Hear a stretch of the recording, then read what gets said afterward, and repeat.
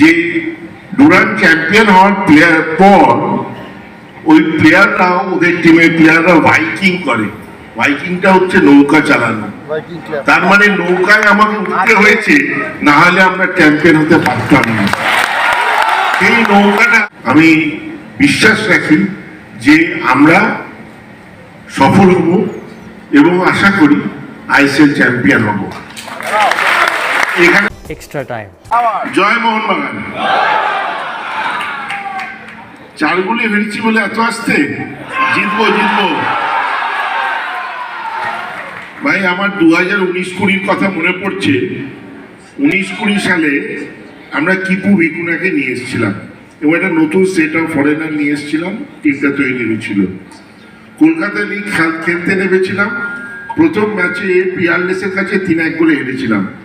তখন কেউ কেউ গেছিল কিনা মাঠে জানি না। কলকাতা লিগের খেলা হয়েছিল মোহনবাগান মাঠে, এবং আমি আর টুম্পাই মানে সিঞ্জয় অকথ্য ভাষায় সমর্থকরা আমাদেরকে গালাগালি করে এবং বলে এই ম্যাচ এই কলকাতা লিগ আমরা পাই না। এবং তখন সমালোচনার ঝড় ওঠে যে একটি ঠিকভাবে কোচ সিলেকশন হয়নি এবং প্লেয়ার সিলেকশন হয়নি। আমরা ধৈর্য ধরেছিলাম, কারণ আমরা জানতাম আমরা যেটা করছি ঠিক কাজ করছি। এবং সবচেয়ে বড় কারা ছিল আমাদের পাশে? আপনারা ছিলেন, সমর্থকরা। সমর্থক ছাড়া হতে পারে না। আমরা ন্যাশনাল লিগ জিতলাম 4 ম্যাচ বাকি থাকতে। ধৈর্য ধরতে হবে। আমি এইটুকুনি আপনাদের বলতে পারি, মোহনবাগান ফিরে আসবেই। মোহনবাগান হারতে পারে না, মোহনবাগান ফিরে আসবেই। কিন্তু সবচেয়ে বেশি দরকার কাদের? আপনাদের, সমর্থকদের। আপনাদেরকে টিমের পাশে থাকতে হবে। সমালোচনা নিশ্চয়ই করবেন, গঠনমূলক সমালোচনা নিশ্চয়ই দরকার, কিন্তু তার সঙ্গে সমর্থনটা খুব দরকার। সেই সমর্থন ছাড়া কিন্তু মোহনবাগান ক্লাব এগোতে পারবে না, বা প্লেয়াররা এগোতে পারবে না, বা কোচেরা এগোতে পারবে না।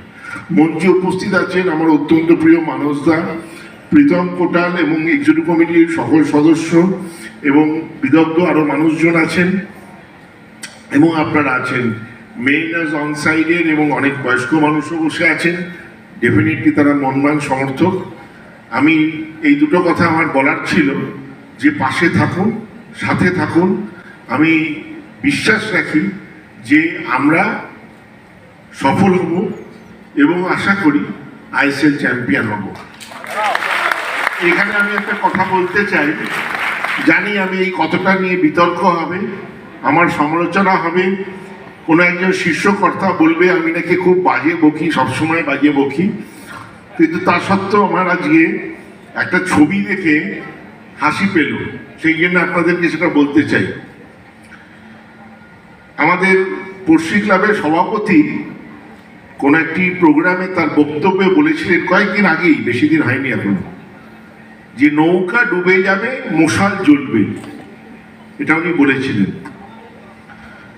তো আমি আস্তে আস্তে দেখলাম যে ডুরান্ড চ্যাম্পিয়ন হওয়ার পর ওই প্লেয়াররা, ওদের টিমের প্লেয়াররা ভাইকিং করে। ভাইকিংটা হচ্ছে নৌকা চালানো। তার মানে নৌকায় আমাকে উঠতে হয়েছে, না হলে আমরা চ্যাম্পিয়ন হতে পারতাম না। সেই নৌকাটা আমাদের থেকে ধার নিয়েছিল। আমাদেরই নৌকা, নৌকা আমাদেরই থাকবে, চ্যাম্পিয়ন আমরাই হব।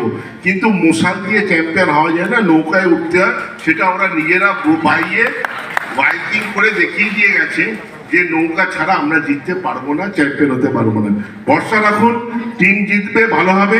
মেইন অ্যান্ড অনসাইড গঠনমূলক কাজ করবেন আপনারা। আপনাদেরকে আমার একটাই অনুরোধ, ফ্যান ক্লাব প্রচুর হয়েছে, হচ্ছেও, কিন্তু সেই ফ্যান ক্লাবদের একটাই উদ্দেশ্য হওয়া উচিত, ক্লাবের জন্য কিছু করা। প্লেয়ারদের কেক কেটে ছবি তুলে গঠনমূলক হয় না। কিছু গঠনমূলক কাজ করবেন। আপনারা নিশ্চয়ই চেষ্টা করছেন, গঠনমূলক কাজ করবেন। এবং মোহনবাগান ক্লাবের পতাকাটা কিন্তু আপনাদের হাতে আছে, সেই পতাকাটা সঠিকভাবে বহন করবেন। তাহলেই কিন্তু মোহনবাগান ক্লাব 1889 থেকে আজকে এই জায়গায় এসছে, আরও এগিয়ে নিয়ে যাবেন। আপনারাই পারবেন।